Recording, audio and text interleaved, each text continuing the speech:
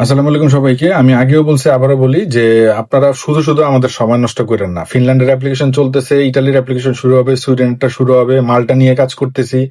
মাল্টা নিয়ে প্রথমবার কোনো রেজিস্ট্রেশন ফি ছাড়া কাজ করে যে এক্সপিরিয়েন্স, কোনো কান্ট্রির এখন আর কোনো রেজিস্ট্রেশন ফি ছাড়া কোনো কাজ করব না। কারণ মাল্টার যে কয়জন অফার লেটার পাইছে কেউই টিউশন ফি দিচ্ছে না। আর টিউশন ফি দেওয়া ছাড়া একটা ইউরোপের দেশ আপনাকে কেন ভিসা দিবে, এটা নিয়ে আলাদা একটা থিসিস হইতে পারে। থিসিস কি জিনিস এটা আবার যারা অফার লেটার পাইছে তারা তাদের মাথায় ঢুকবে কিনা জানি না।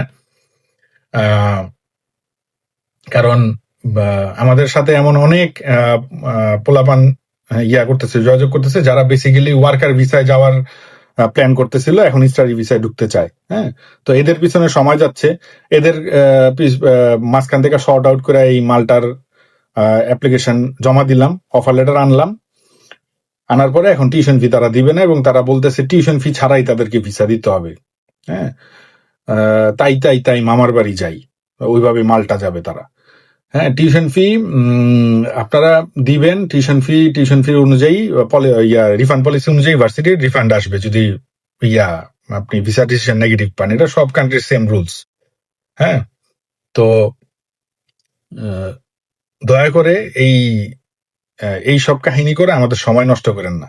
হ্যাঁ, এই যে ফিনল্যান্ডের অ্যাপ্লিকেশন চলতেছে, অ্যাপ্লিকেশন পিরিয়ড শেষ হবে, তারপরে আসবেন যে ভাইয়া ফিনল্যান্ডে অ্যাপ্লাই করতে চাই। ইটালির অ্যাপ্লিকেশন পিরিয়ড মাঝখানে যাব বা শেষের দিকে যাব, তখন আসবেন যে ইটালিতে, ও ভাইয়া ইটালিতে অ্যাপ্লাই।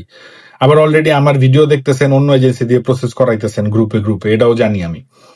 ঠিক আছে, আমার কাছে আসেন প্রক্সি, ভাইয়া যেইভাবেই হোক আমাকে গ্যারান্টিড অফার লেটার আইনা দিবেন ফিনল্যান্ডের।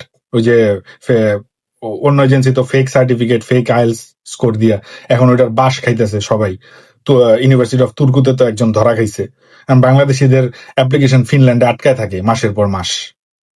অনেকেরই, আবার অনেকের ডিসিশন আর্লি চলে আসতেছে।